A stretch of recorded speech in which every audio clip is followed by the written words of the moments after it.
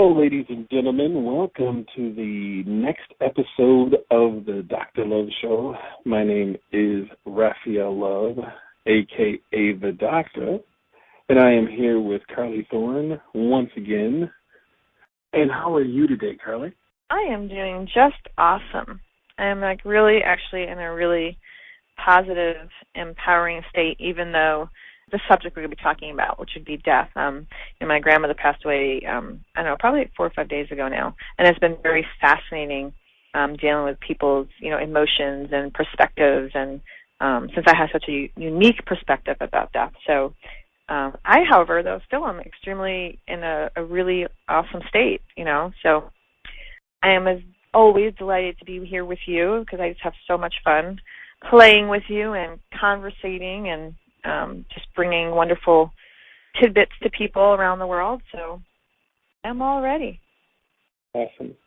First, let me say my condolences go out to you and your family for your loss. I have been through that myself. My father died approximately 2.5 years ago or so, and I know what that can be like, both in the highs and the lows.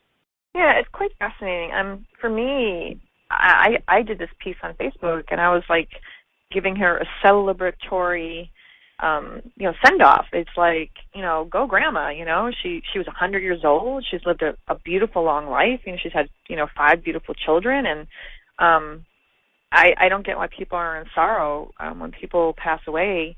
To me, it's like celebrating their joy and their life that they've had. And you have beautiful, pictures in your mind or memories or smells or whatever that is for you. I look at it as, she gets to go on and be with Grandpa and this amazing new journey, whatever that is. Obviously everyone's got different views and religions on death, and I'll expand into that a little later. I'd love to know how you feel about the whole mourning process and the obituaries and the funeral parlors and all that. And what is your take on all that? My take, basically, when I kind of basing it on kind of what I went through, was it happened very suddenly, and it was one of those scenarios where I just kind of received a phone call, and the scenario was, you need to handle this. And I really didn't have a whole lot of time to mourn prior to or really during, because I was handling the business of laying my father to rest. I mean, that was the focus. Kind of went into a completely different place. Had to take off of work, schedule travel, make arrangements, make sure that the belongings were taken care of. And, I mean, it was a very challenging time. And honestly, now in hindsight, really, I really don't think I really ever had a chance to completely, process it all the way, because I still have things of his here at the house that kind of remind me that I never really got a chance to bring closure to our relationship. And, I mean, that's one of the things that I'm probably going to be living with for a while, because I have to figure out how do you do that without the person actually being here. But it's something that I definitely have had conversations with my family and children about, to say, listen, there's something precious about every day that you really need to cherish and really need to take the juice out of the day, because tomorrow's never promised. And the thing is that as long as you live your life with the thought process of, I'll get to it sooner or later, well, I've done good so far, there's no guarantee that you'll actually see the sunrise tomorrow. So you should live each day with that thought process of, I got to get everything I can out of today. And that's pretty much my thought on it.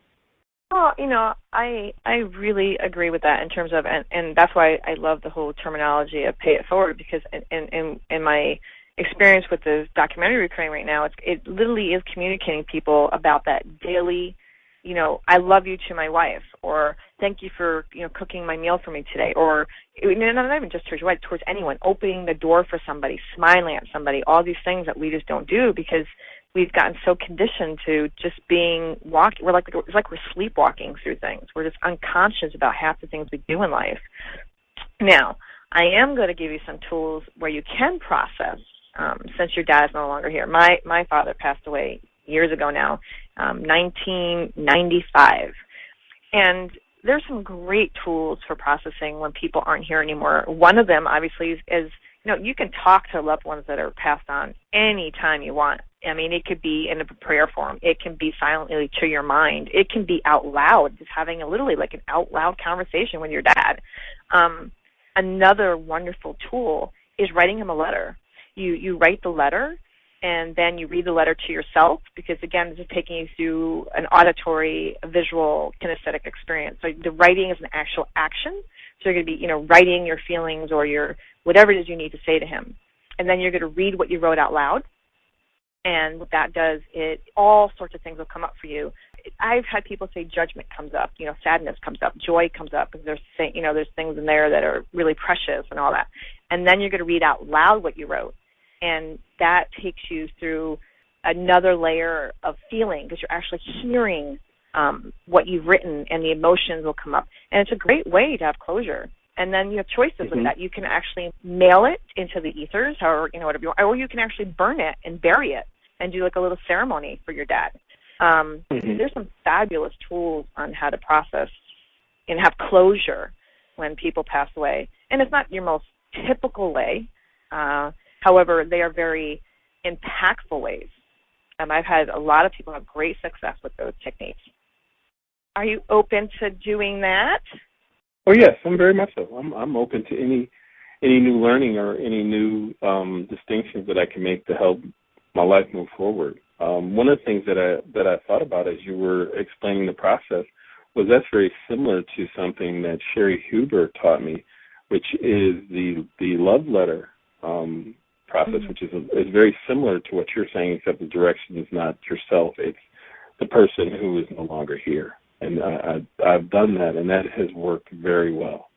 Yeah, it's a beautiful technique. I mean, the additional layer I do when I do coaching clients is to have them type it in the computer, because that's an action, and that technique goes through the process of writing out the answers. Because when we write, we're engaging every single muscle, and when we read it to ourselves, it's engaging the visual, and when we read it out loud, it's engaging the audio and also bringing up feeling. And then when we actually type it into the computer, it's the actioning part.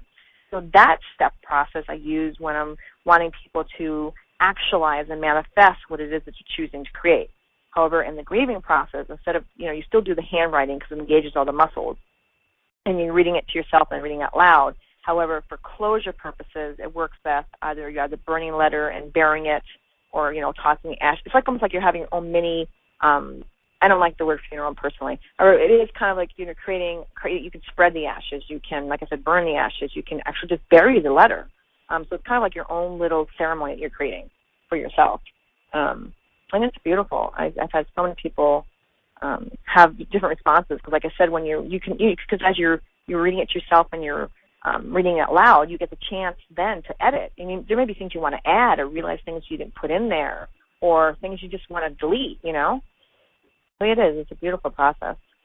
Right. I would love to know your thoughts on the whole, and that's why I asked you initially, what is your thoughts on obituaries and the actual funeral process and the, showing of the body and all that? I mean, how do you feel about all that? Well, I used a reference of what happened in my case. Unfortunately, when my father died, he died in a very highly decomposed state. I mean, when his body was found, so it was a closed, sealed casket. There was no opportunity for viewing or anything of that nature. And the whole process of getting to the point of the actual burial, because he was military, we wound up deciding on going with a military funeral. And the obituary was something that, the process was business-like almost, to just take care of the items necessary to get from the discovery of the death all the way to his burial. It was rather clean. I can't say that there was any negative that came from it. It was just part of probably the mode that I was in, of just making sure that he received the proper respect at the time of his burial. So there's something I've always wanted to create, because this is where I come from, the whole perspective of, obituaries and funerals and all that stuff. I'm very, I guess, out of the box and unique when it comes to that way. So imagine, instead of traditional obituaries in the paper, we have a celebratory video of the person. Like, literally, there's a site that, instead of the traditional sad funeral processions and the caskets and all this stuff. Why not have a video that is actually a celebration of the person's life and who they were and all that? I don't get having a printed obituary. I personally, I've written up a living will that pretty much states I don't want a funeral. I don't want an obituary. I want a celebration. I want people to be singing and dancing and be in joy of my next adventure, whatever that is. I don't want them to be, sad and grieving and upset. I want them to be literally in a completely different state. For me, I just don't get the sadness. I would just be so in gratitude of the joy so that, I'm on the other side watching them be in joy, not in sadness and in grief and all that. And I'm not saying people don't have processes to go through. Yes, you're going to miss someone. Yes, I miss my grandmother. Yes, I miss my dad. And I just truly feel that there's something beyond what we are here. And whatever that is, they're exploring and they're learning and they're playing. And I know they're around in all sorts of ways. For me, I think that would be an amazing, almost like business. You create a business where you're helping people celebrate someone's life instead of celebrating the death, so to speak. Celebrate their transition. Celebrate their life. What do you think about that?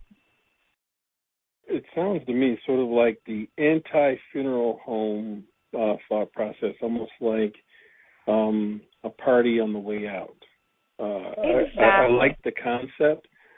It's one of those things. It is very anti-traditional, and so I would love to see the marketing for it, because the marketing for that would definitely be different than that of what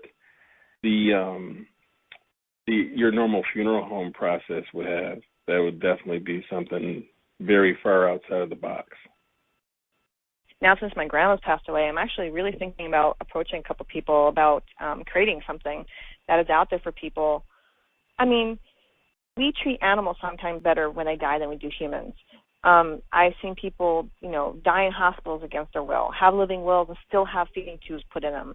And yet when our animals are in pain and are in distress, you can have a veterinarian come to your home and you can hold your animal and love your animal while it's being put to sleep.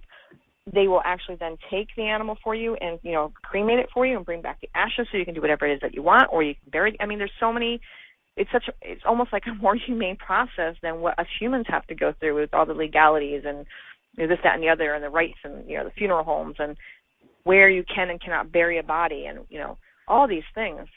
So I just think it's pretty phenomenal to have like a multimedia, which is, I do what I do in multimedia, create something, a service where instead of having an obituary, you actually have a video. It's in a video, a celebration of that person's life. And you have, instead of a typical funeral parlor, setting, where it's done, at someone's home or where that person, was in their space. And it's just this beautiful celebration and joy and love of that person's, life and celebration of their new journey. I think it'd be a pretty phenomenal thing. Because I don't get cemeteries either. It's like people move, so you have to move because of business. So you're going to fly back to, let's say, I'm just using an example of California, okay, because that's where I am. So let's say my father's buried, actually, his ashes are with another relative, actually. And so it's like, what does that mean? I'm not a good person if I don't go to his, cemetery where his ashes may be or where someone is buried? I don't get that either. I don't get the whole cemetery. Because the person is around you in some way, in some shape or form energetically. I can talk to my father anytime I choose. I don't need to go to a cemetery to prove my love or to be of service to my father or to, show him, respect by going to a tombstone. I mean, I just see all these cemeteries and all these tombstones, and I just don't get that either. It's like, why do I need a tombstone? For someone to know that I passed away and that, I left a mark or something like that. To me, life is about everyone. It's about union. It's about oneness. I don't need a tombstone that says I lived these dates and this is what I did. I was a father, I was a mother, I was a sister, or whatever that is. I just don't get it. I'd much rather see the money spent instead of a tombstone and a plot at a cemetery being given to a charity, an organization of some kind that I know is going to do some sort of global good. And that's a whole other can of worms, to cremate or to be buried.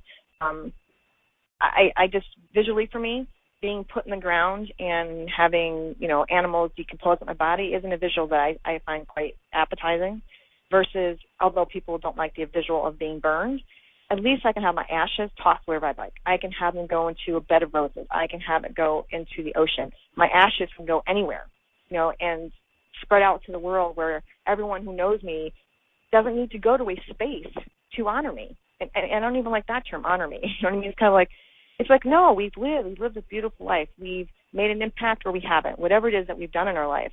And then it's like, I just look at it as people are going to remember you or talk to you or celebrate you in whatever, which shape, form that is for them. And that's all beautiful. I don't have any expectations of anyone, on their knees praying for me, going to a tombstone to say, oh, there's where my sister was or my brother was. I just don't get any of that. That whole culture, I just do not get. It's fascinating to me. And to me, it's like a waste of money. I mean, I know that sounds cold. And people say to me, oh, you're so cold and you didn't cry at your father's funeral, blah, blah, blah, blah, all this stuff. And it's like, no, it's not. It's not that I'm not, sad that he passed away. Of course there's a sadness. I just come from a very different place mentally about the whole journey, and would rather, I know that I can talk to them in any space or anywhere. I don't need to go to a church. I don't need to go to a tombstone.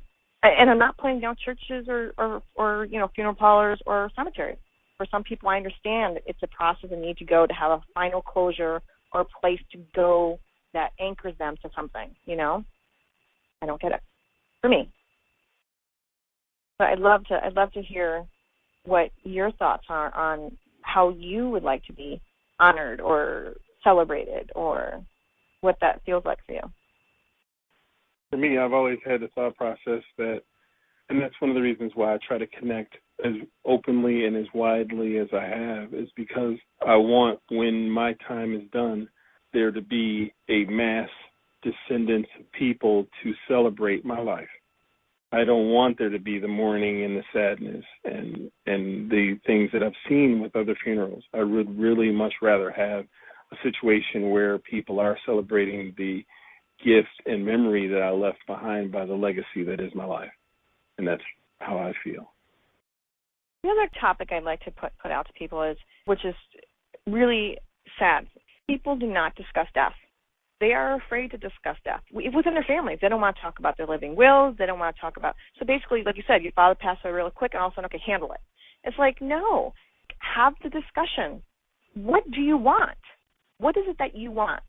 Do you want a funeral? Do you not want a funeral? Do you want a living will? Do you not want to be hooked up to machines? Do you want to die at home? If something happens to you, what do you want us to do? And people are like, well, I don't want to discuss that because I want you to live forever. Well, that's not reality. At some point, all of us die, whichever shape or form it is. It could be an accident. It could be from an illness. It could be fall asleep and you never wake up. Whatever that is, people are afraid to discuss death. They are afraid to discuss what they feel comfortable with, where they want, where they want to be when they pass away, whatever that is, all these different things, who they want to handle this or whatever. And if people would just handle those things so that when they do pass on, when the baton gets passed, so to speak, people aren't going through such serious emotions and stress because everything's handled. People just do not want to talk about death, and I don't get that. Why are people so afraid to discuss death or even say the word die? I really think that it's because in some instances, in some of the conversations that I've had, the thought process has been that death is the end. That there's people that have the concept and believe that once they die, that's it. There is no afterlife. There is no spiritual ascension.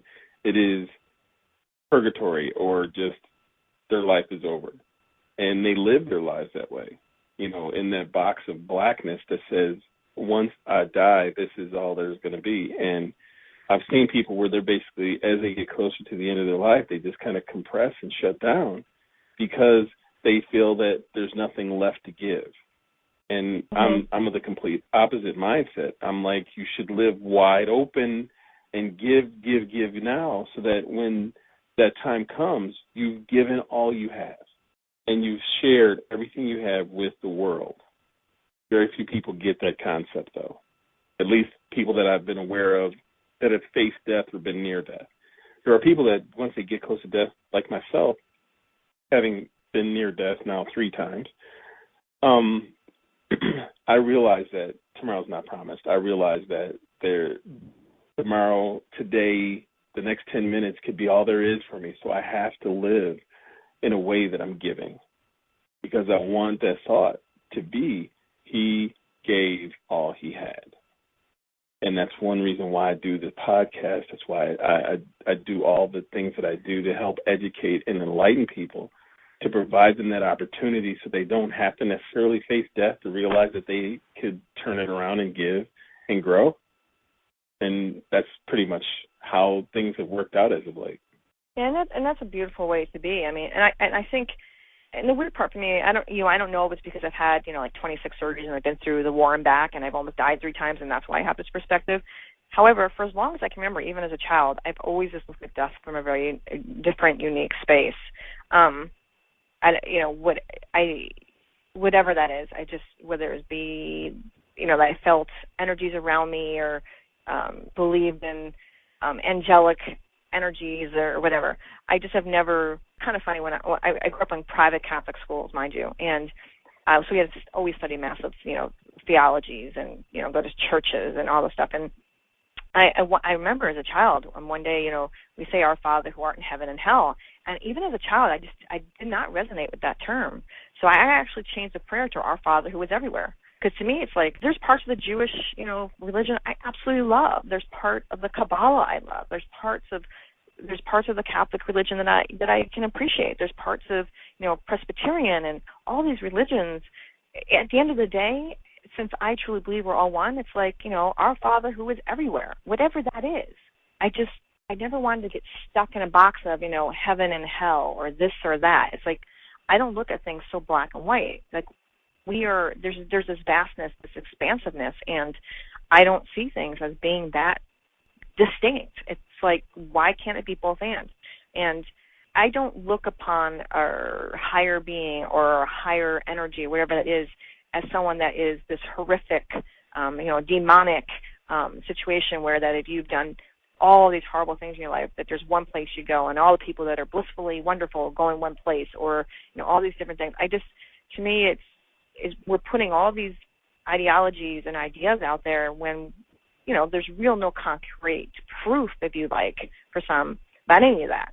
So why not live from a place of life, living, because we're human beings having a human experience on this planet, and just come from that space. Live, love, live full out, play full out.